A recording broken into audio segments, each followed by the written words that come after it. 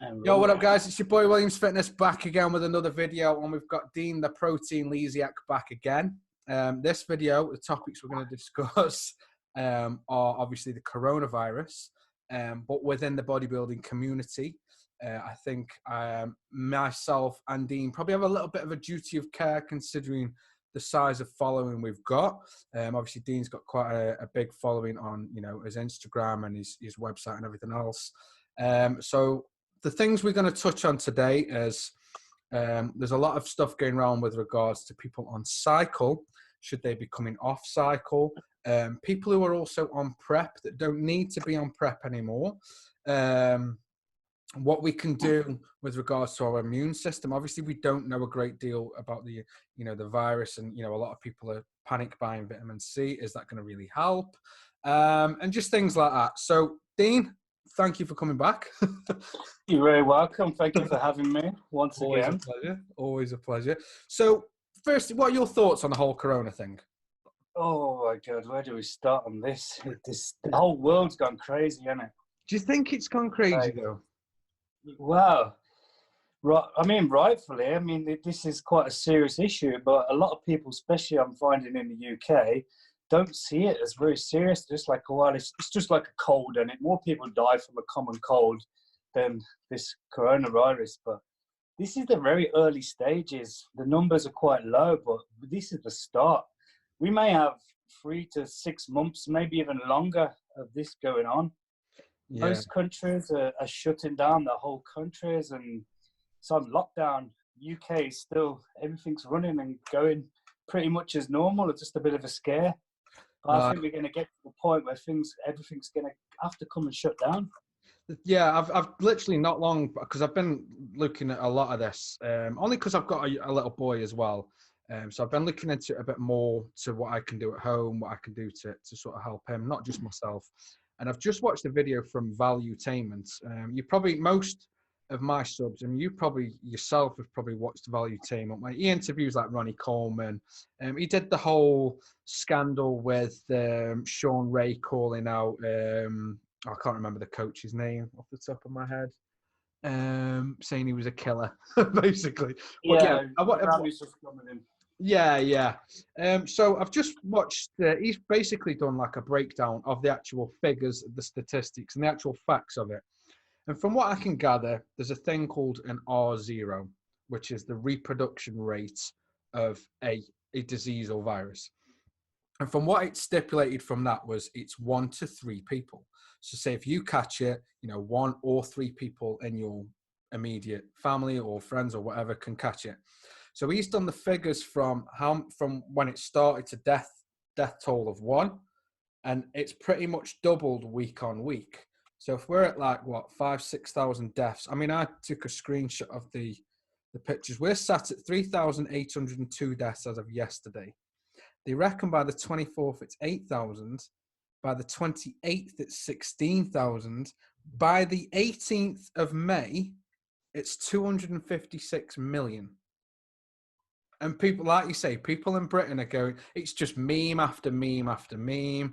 Everybody's complaining about work. Why? And then it's the majority I've seen is toilet roll. The biggest issue in UK is toilet roll. It's crazy. Yeah, I think everybody's forgetting the bigger picture. So I think the best thing that me and you can do is obviously have an open discussion about it from both sides. And get your perspective, because I know you know a lot about biology. I know you know a lot about chemistry, especially with regards to, you know, steroids, hormones, all those sort of things, central nervous system, because it all ties together. So with regards to any guys that are out who are on a cycle, about to start a cycle, does this have any effect at all with regards to their immune system?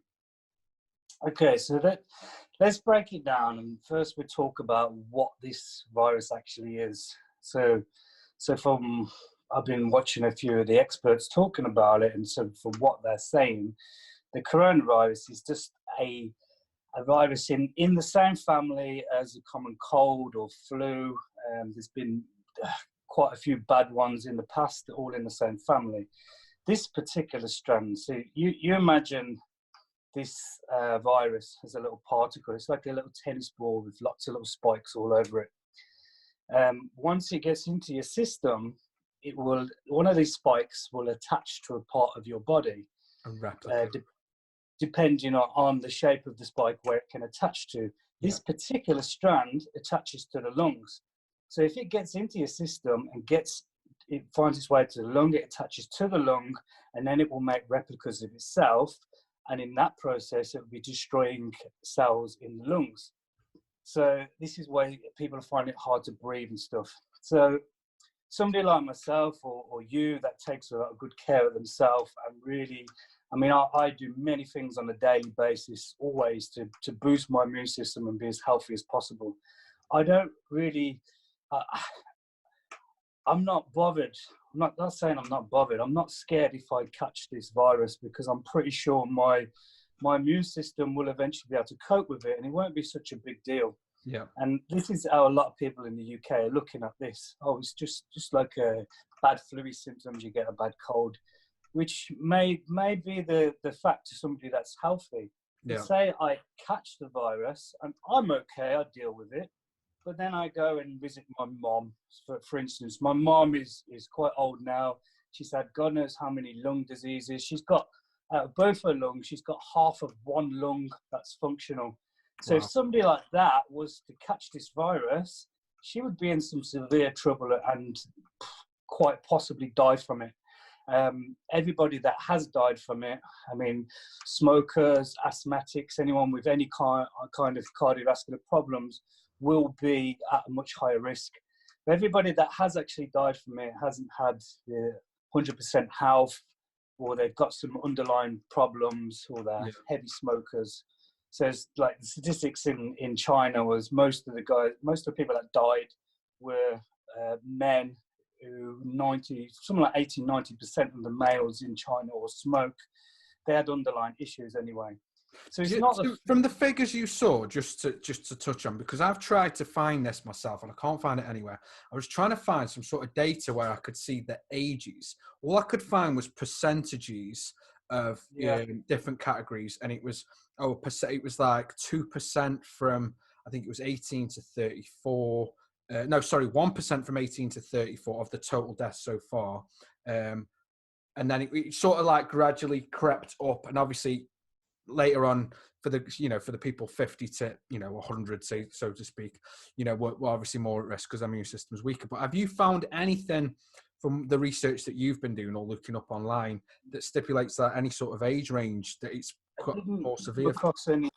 I didn't come across any actual numbers. Yeah. But most people were saying the higher percentage of the people were elderly or had some kind of problems with their lungs in the first place. So heavy smokers, say, for example. So this could be a good opportunity for everybody out there to stop fucking smoking. Would it be too little too late? Well, yes. But I mean, we can look at this in different ways, can't we? I mean, most countries are on extreme lockdowns, and at the minute, this is a virus, so you can take antibiotics and shit like that all you want, and it's not going to do shit. Yeah. Antibiotics will destroy bacteria. It's not going to touch a virus. Yeah. So we don't have any vaccines or anything for this virus, and we may not have one for many, many months or even years if we ever get one. So our best defense at the minute is just don't have contact with people as much as you possibly can. And obviously the whole procedures of scrubbing and cleaning and sanitizing everything. But like I was saying, like, elderly people are staying at home because they tend to be more at risk because of their immune systems and ongoing problems. But it's not just, I lock my mom in her house. If I'm out and about doing my normal shit, I could have picked that virus up and I don't even know they've got it. Then I go and visit my mom. She's got it and could die, and she's being isolated. So we all need to do as much as we possibly can. Yeah. I mean, this virus attaches itself to carry on living and breeding. If it can't attach itself to anything, it can't breed. So the more we isolate ourselves, the more this is going to fade out and go away. And this is why these countries are on major lockdowns. Do you think that so far, I mean, obviously the death toll in the UK hasn't been that high. Obviously Italy is well over 2,000 now, and they locked down the country, and that death toll is still rising. Now maybe that's a sort of an accumulation of, obviously people maybe have traveled more from the Wuhan province of China to Italy maybe, and that's, you know, made it spread quicker there. Obviously, I don't think we'll ever know why Italy's been hit as hard as it has. Mexico, zero, nothing. Mexico's probably got one of the craziest populations in the world. India, the same. I think only Pakistan have had one case. And these are heavily overpopulated areas. So to me, I think it's more of a travel situation. But do you think the UK is doing enough, or do you think we should have gone into lockdown a week ago, 2 weeks ago? I think we're very behind on what everybody else is doing. And we're not seeing it as a problem when it really is. And it's going to affect, see, the virus isn't as much as a problem to everything that is going to affect, like businesses and shipping and everything going on in the world. I mean, stocks are crashing down, and many small businesses are going to go under because everything's got to go into isolation. And I really think, I mean, as much as we don't want to, I don't want my gym to shut down. I want to carry on training. But what's more important at the end of the day, the quicker we can try and get this under wraps and under control, the quicker things can get back to normality. But it's only getting worse at the minute. Do you think it's going to cause more? I mean, obviously the financial constraints and restrictions people are going to face. I mean, obviously they announced a 330 million budget for businesses, which was attractive loans, which was kind of annoying. I think they should have been like completely interest-free, like you pay back what we give you. I don't think that the government should be profiting on a pandemic. But do you think long term? They'll always find a way. If there's a way, they're going to. Yeah, they'll claw back that tax somehow. Do you think long term, if we take the virus out of the equation for a second, obviously a lot of smaller businesses, if they've got symptoms of self-isolating, do you think it's going to cause a bigger problem in a year's time, 18 months' time, with people with regards to depression because they lost their business? Do you think it's going to have an impact on suicidal rates because of, do you know what I mean? The domino effect. All knock-on effects that are very possible and most probably will happen to a certain degree. But yeah, exactly. I mean, imagine you've built your business over the last 5 to 10 years. You put every penny and every hour that you add into your business, and then this whole dilemma going on, you're forced to shut your business down. You go into major debt or even lose your house. I mean, a good friend of mine, a couple of years back, he did a charity boxing event for the homeless. Yeah. And he come up with some statistics and all this, and we raised a lot of money. It was great. But he come up with a statistic, something like 80% of people in the UK were like 1 to 2 months worth of paychecks away from being homeless. And that really hit it hard to me, because somebody, they're earning good money, but that's just about breaking even and spending and living on the amount of money that they're taking in. So 1 to 2 months with no paychecks, they've lost the house. This is the thing, and I've just been watching Sky News and another news outlet online on YouTube, and that was a point was rent situation. Obviously, the government haven't announced anything yet with regards to, are they going to support landlords or tenants that obviously privately rent. I'm in a situation where I actually privately rent from my mum. She owns my house. I rent the house from her, but this is sort of my what would you call it, inheritance, so to speak. So I'm sort of we're all coming to move in with you. Yeah, well, I'm reinvesting in myself and my sister. But do you think that they will come out with something to support maybe not the individual themselves at the base level? Do you think the government will come out and say, right, landlords, we will give you some sort of tax relief, or do you think they will put up a front of money for them to access to cover, the lower level people of their renting situation? Well, I'd like to think that they would, but this is all huge amounts of money, and where's it all going to come from? This whole process is going to have a massive knock-on effect for quite a long period of time, and that's a lot of money building up that people are going to take a huge loss on. So any help from the government obviously is going to be amazing. Yeah. But no, I'm pretty sure no matter what they do or try to do, people are going to be pissed off because they're not going to get back anywhere near as much as what they're going to lose out on. So reverting back, it's just come to me, to be honest. Obviously, you mentioned the charity boxing fight. It was for the homeless. Now, obviously, we're all panic buying. I'm not going to lie. Last week, I went out. I've got 10 bog rolls stashed. I'm good for. So it's down to you. I've got because of you. Do you know what it was? I went to my local. I went to my. You know, everyone's got like the local shop. Yeah. It's like a few streets away. I went in. And he was like, come here, this Asian guy. And he's like, come over. So I went to him and he's like, he went in the back, come out with a bag. He'd got Imperial leather soap. He'd got 5 packs of these. I'm using these as hand wipes, mate. I swear. Yeah. I'm like that, mate. Some antibacterial sprays and stuff. And there's Happy Shopper loo roll. And Americans who don't know, Happy Shopper is worse than sandpaper to wipe your arse with. I am grateful they put it to one side for me. Not as bad as the tracer paper one, is it? Oh, mate. Or the blue paper toweling. Oh, God, yeah. Do you think, though, obviously, you know, we're obviously having a joke about it and stuff, but do you think everybody that's, you know, panic buying and stuff, obviously this is now going to reduce food that's going to food banks? I think there's going to be, this is what I personally think, there's going to be a shortage for people like the Samaritans who have these like, I want to say soup shelters, but you know what I mean, where they obviously provide food and stuff. Do you think that's going to have a knock-on effect then on the even lower levels that we've got where people, you know, can't, you know, survive day to day as it is? I think this is only going to get worse. And if they do lock down the country and we go into isolation, what the fuck are the homeless going to do? They're out on the street. Nobody's there to look after them. Nobody gives a shit about them. When you see how people behave and act when a crisis happens, and they get a bit of panic and fear, they don't give a fuck about anybody. It's all about, so this is why they're going out panic buying and hoarding everything. And some people are just panicking. And out of fear, they're hoarding it.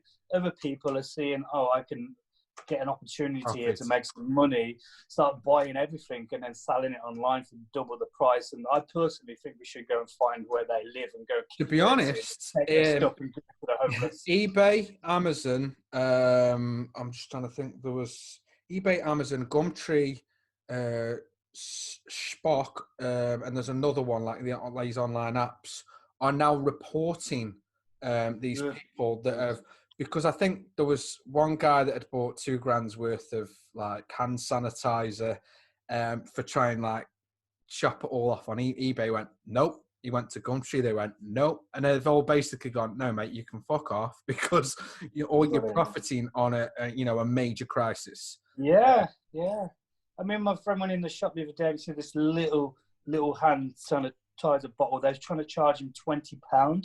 They had a price £20. He was filming them, saying, "Is this?" They wouldn't answer on tape. And they said, "Is it for sale?" They wouldn't answer. So I'm just going to take this then. No, you can't take it. That's not for you. I was like, well, how much is it? It's £20. Wow.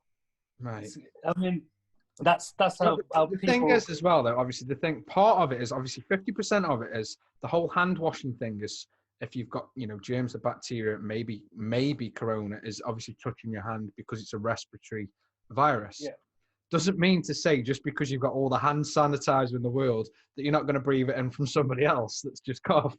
Yeah, it's going to still be spreading it. Not going to stop you from getting. I mean, you're seeing people with masks walking around everywhere. I mean, it's going to help to a certain degree, but these masks have got open holes. It's not going to stop you from they sort of crease, don't they? Yeah. But it's going to help you from stop touching your mouth and because if you do, it's airborne. So if somebody coughs or sneezes in the facility or there's recycled air in your building, you'll breathe it in, and somebody's got it, you're going to catch it. But you've got to be in that radius with them. So if the virus is actually on things and you physically touch it, you can't get through your skin. It's no harm unless you touch your mouth or rub your eyes. It's getting into your system then, and then you've got it. So all this stuff, wiping everything down, is trying to just destroy any of the germs and the virus before anyone can actually touch it. So do we all these even know methods if are going to help. do we even know if these antibacterial sprays and Dettol are even? I mean, because there was a picture of a bottle of Dettol that went viral because it said kills, had a list of things on there like E. coli and random shit, and apparently it said coronavirus, like it kills corona. Do we even know if that's even true? I mean, I couldn't tell you as factually, but I'm pretty sure that they should kill pretty much every germ. Or I mean, you drink a bottle of that, it's gonna do some severe damage in it. There's not much that's gonna survive from it. Do you think we should put it into some sort of vapor and just breathe the Dettol in? Yeah. Put it in the air conditioning. So I'd like someone to test it and post the results. So back to, obviously, I think we've like sort of snowballed a little bit. So back to the first question: people on cycle or about to come on cycle, with regards to their immune system, what sort of situation are they in? Being on anything from like a simple oral to an injectable, what's their immune system like? So just so happened, I finished my cycle like 3-4 weeks ago. So just great timing. So I'm more natty and healthy, and that's why I'm so skinny and pathetic now. But but really, I mean, people got all their priorities wrong, haven't they? People are going crazy because they can't go to the gym, or panicking because maybe their gym shut down. What's more important? How good you look in your coffin, or we need to get on top of this. This is something pretty serious. Like I say, people in the UK are just not looking at it as a serious point of view at all. And all they care about is themselves, and like, oh shit, I might lose my abs, or just look at what's going on. Pretty much every competition's been shut down that I know of. There's nothing going on. So if you're dieting for any show, and I know many people that have been, I don't know if they still are, but if you still are, fucking stop. Because all you're doing, when you're dieting to that extreme, you're putting huge stresses on your body, which is having a massive effect on your immune system and cell production, everything. So you're just making yourself a lot more susceptible at getting anything. So the same as being on a course, obviously we all know when you're on steroids, it's going to lower your immune system. I mean, if you're extremely healthy and you have an amazing diet, then you're probably going to be fine taking a course of gear, providing it's not huge amounts. And like we've been through that before. My cycles, when I do take them, are like 400 to 600 milligram a week maximum. And I know somebody taking over 6,000 milligram the other week. Someone was telling me, and it's just crazy. Like, what's that doing to your body? So all of these strength. I mean, training your ass off in the gym, pushing 300 kilo squats and deadlifting and all these extreme workouts are putting huge stress on your system. So as you know, it batters your central nervous system, which is going to have a big effect on your and everything working inside. So it's really going to drastically decrease your immune system. So if you're dieting and you're training, smashing the weights hard, and you're taking huge courses of the gear, then your immune system battered already.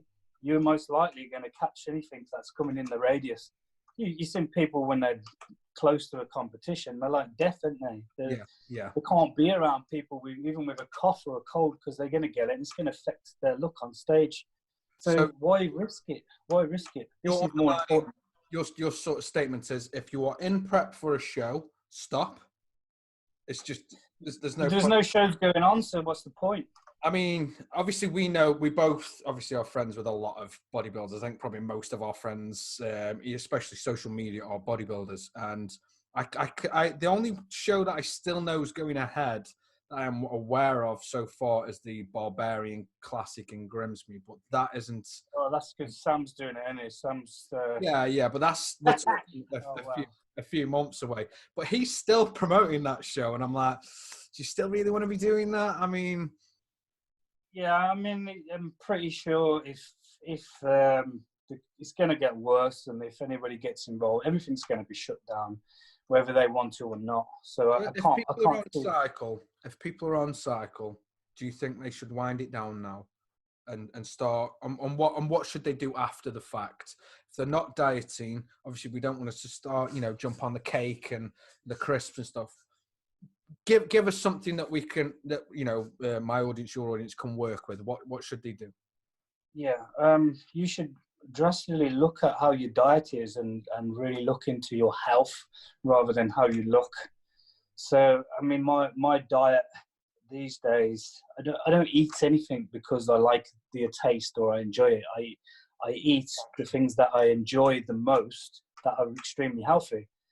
So, I mean, once a week I'll have a pile of ice cream or something, and immediately my guts, and I need to go to the toilet because I eat so clean, and I must have some kind of slight intolerance to huge amounts of cream. I can eat some ice cream and I can take anything and I don't have a problem. When I take a huge amount of ice cream or whatever crap I'm going to eat, it affects me straight away. So, I mean, every day I don't eat anymore to try and gain weight or nothing. It's all about just maintaining some size, some strength, but more importantly, be healthy. So I start my day. I still have a decent, good amount of protein. Yeah. Because I don't want to lose muscle. I'm happy with holding a bit of muscle. Yeah. But it shouldn't be priority. But I'll have like steak and eggs, but then I'll have a pint of a blended smoothie that I make myself. Okay. In this smoothie, there's about 7 different vegetables, 2 or 3 fruits, and then a ton of different kinds of seeds and spices, herbs, whatever. Reel them off. What's the list of what goes in the magic shake?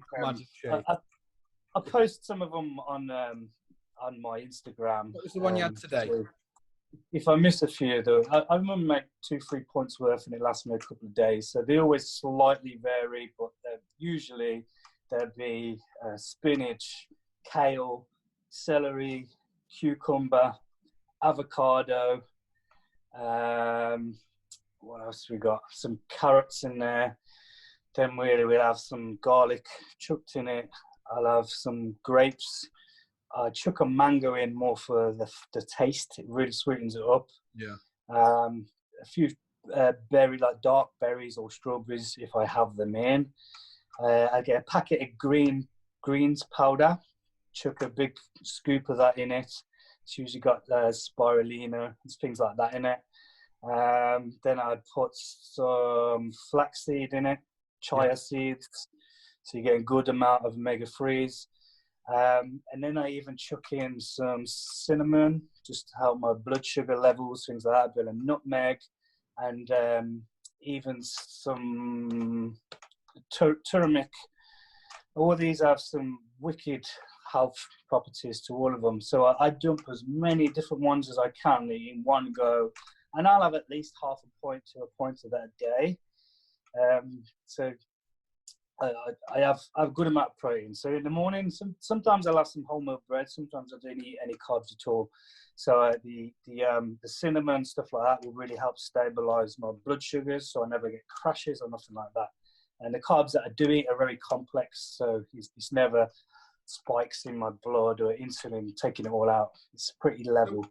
If people were trying to boost their immune system, given the circumstances we've got today, given what we've got available on the shelves, is there a few items that you'd reel off that, I mean, obviously it's not going to combat, the virus. It's not a cure when that's not what we're trying to do, but we're trying to obviously educate on improving people's health. If there was a few items that you would recommend people go out that you think, and obviously think because we're not sure, that might be readily available, over the next few days, what would those items be?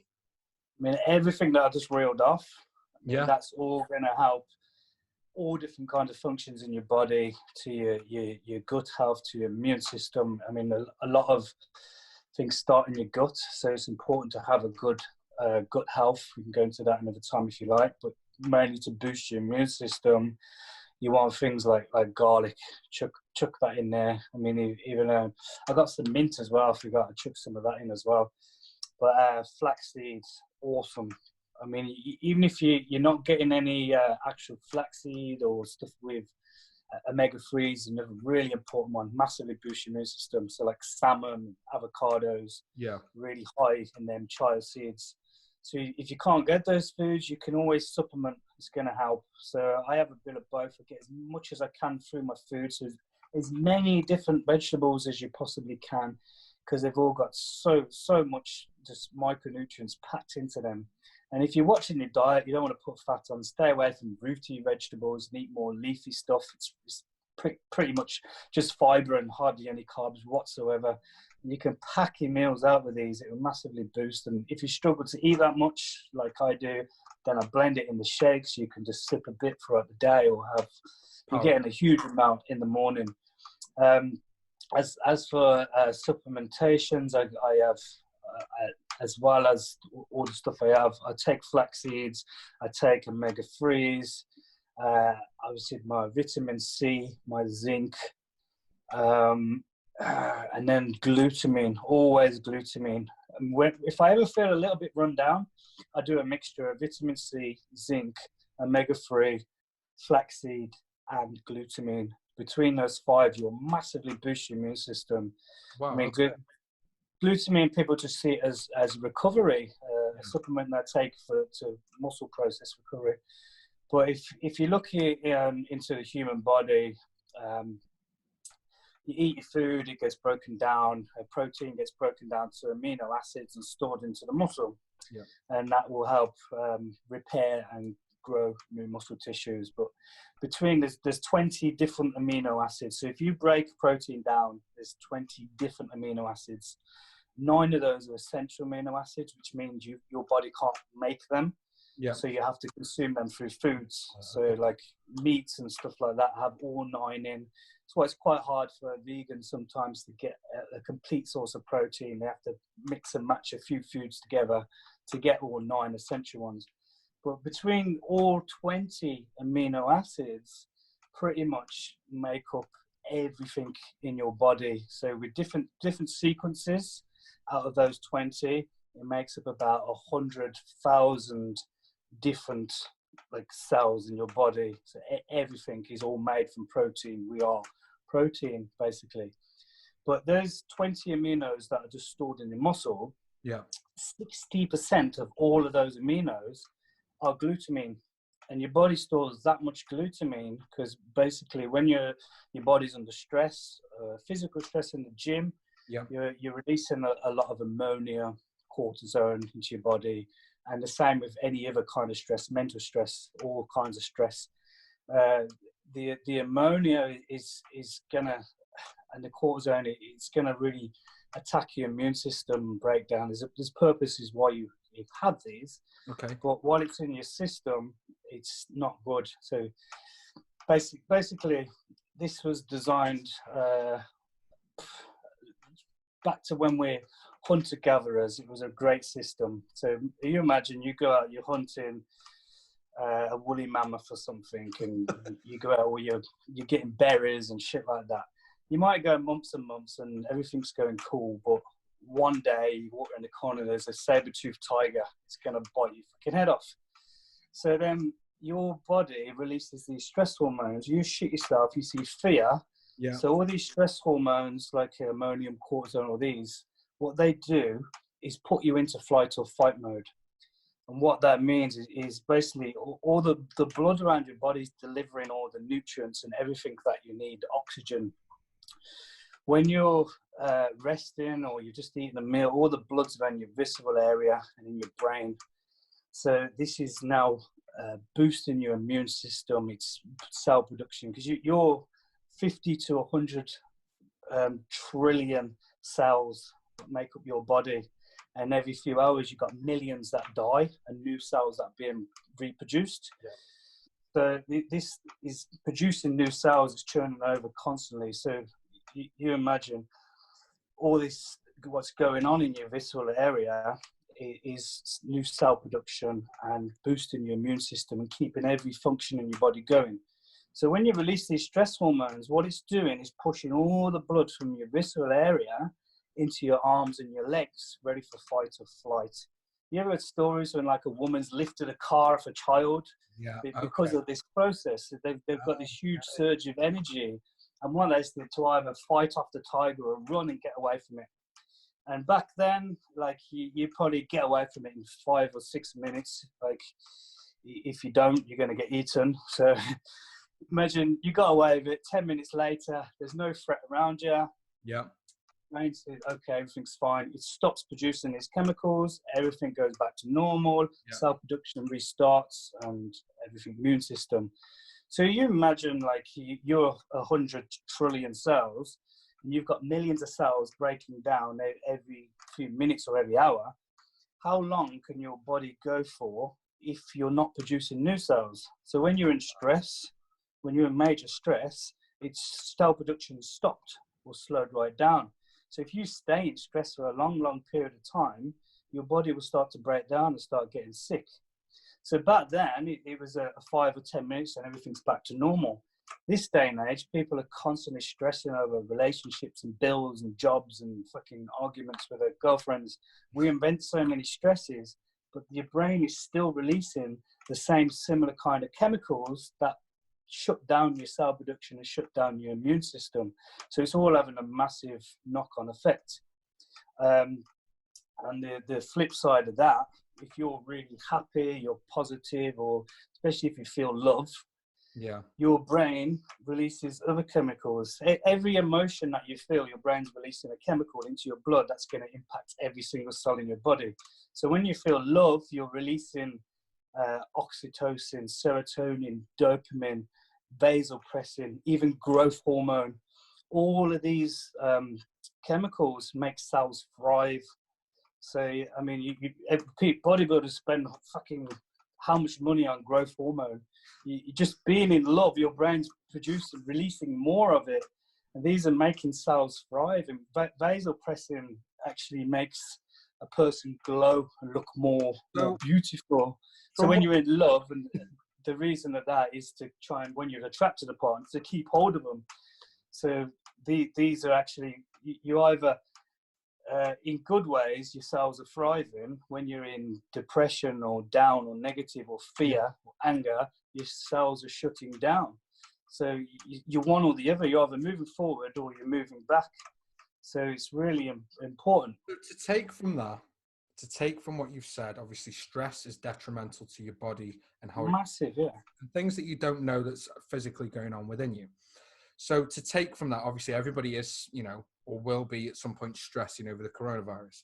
If they're on the self-isolation for, I think it's 14 days now, and it's been up to, are you saying it would be better to watch some comedies, have a bit of fun with it for the impact, you know, with regards to hormones? Massively.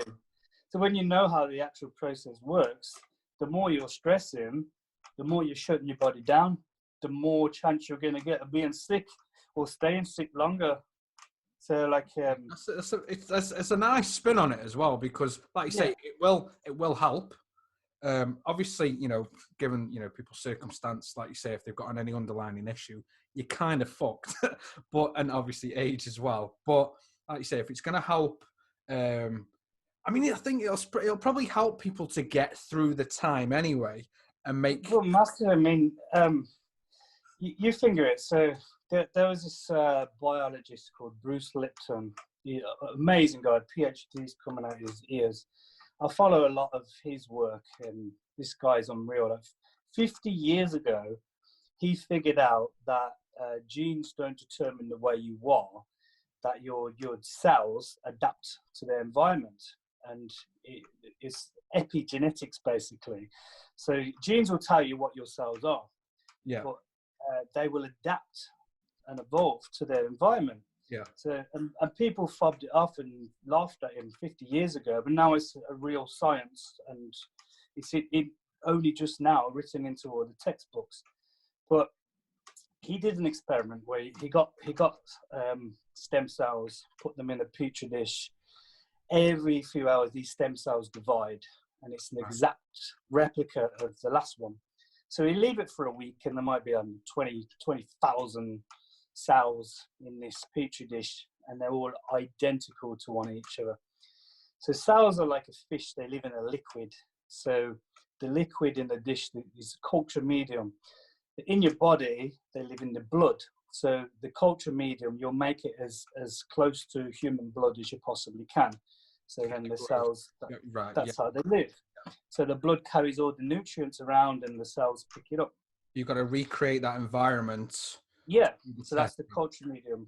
Yeah. So then what he did, he split it into 3 dishes and he changed the culture medium in each dish. And remember, these cells, they're all exactly the same. So he changed the culture medium here. These cells all turned into bone cells.